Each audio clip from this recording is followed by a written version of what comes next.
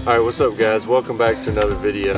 On today's video, we're on a little scouting mission out here, and I figured I would take this time to talk about my 5 best tips for scouting ducks on a river like this. Around here we're on the Tennessee River. We got a lot of current, a lot of ducks. We're just off the Mississippi Flyway, and it can be tough, it can be dangerous, and so I wanted to share these tips with you. In this video, we're going to cover my 5 tips to scout ducks on Tennessee River and make you more successful as a duck hunter.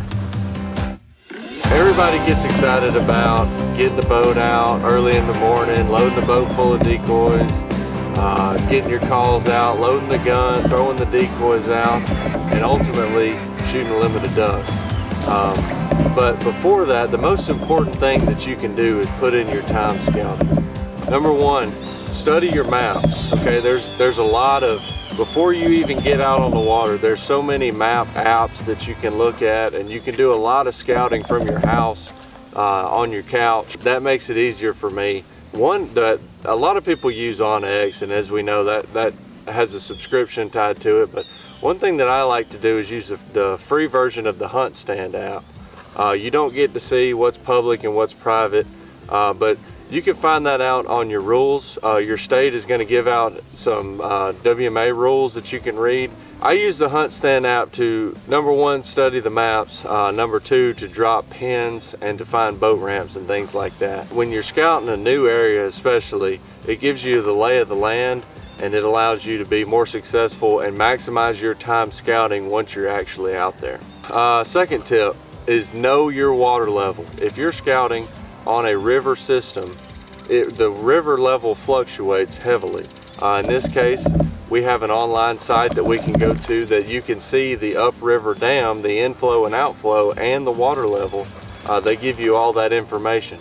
So if you get on your state's website and look at the water depth and the current, and you have experience behind you, you're going to be able to tell at home before you even leave whether or not you can get to some of these spots. The river level is extremely important when you're talking about duck hunting, because as the river recedes and goes down and starts going dry in the fall transition of the river, that's going to push a lot of ducks to the main river. Once these creeks start going dry, they're migrating down from the north, they're going to go on the main river and all these mud flats. But as you get rain and as the river rises, it's going to flood new water, new food, and they're going to start going back into the backs of these creeks. That's one way you can judge your scouting trips based on the river level.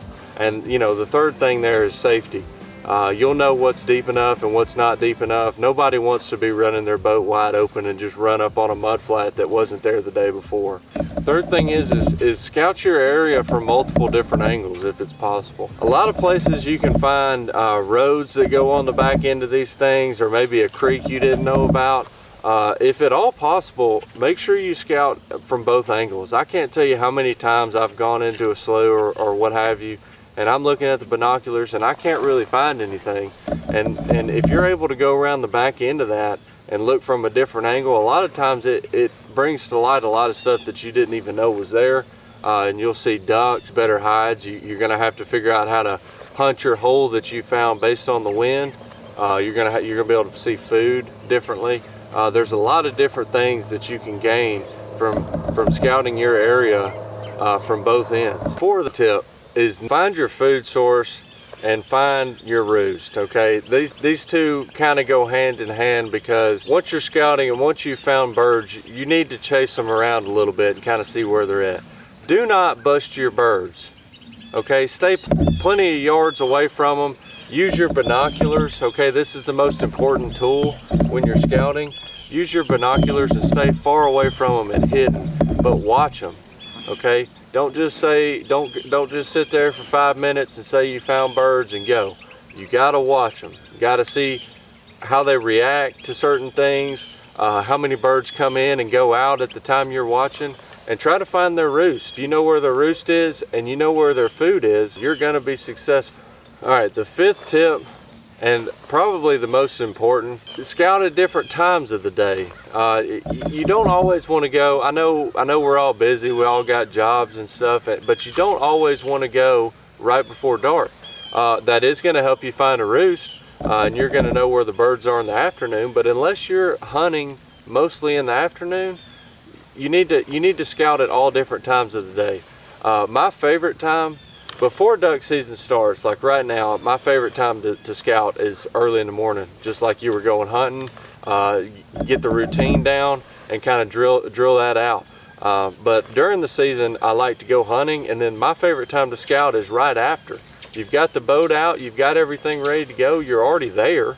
So ride up and down the river a little bit, see what you can find, because a lot of times you'll find ducks, and I've done this before. You'll be able to find birds and things that you didn't know about previously, that you'll be able to hunt from that 10 to 2 range. You'll find birds that you can hunt then.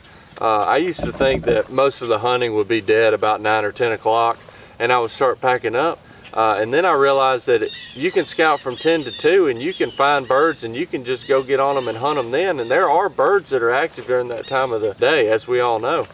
So that's led to a lot of successful hunts for me, is not giving up on the day, going scouting after you hunt, and being able to find birds and just hunt them the rest of the afternoon. That's the good thing about duck season is, you know, we got all day to do it.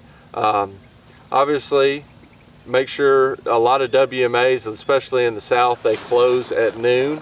So make sure you are aware of which WMA you're on. You can find those rules on your state website. But other than that, put in the work after you go hunting. Find the roost, find the food, and you'll be successful. Guys, if you like this video, make sure you press the thumbs up button, make sure you subscribe to the channel, and push the little bell notification. That way it notifies you when I post a video, because there's going to be a lot of duck hunting coming up soon. I'm very excited about it. So stay tuned, stick with us, and we'll see you on the next video.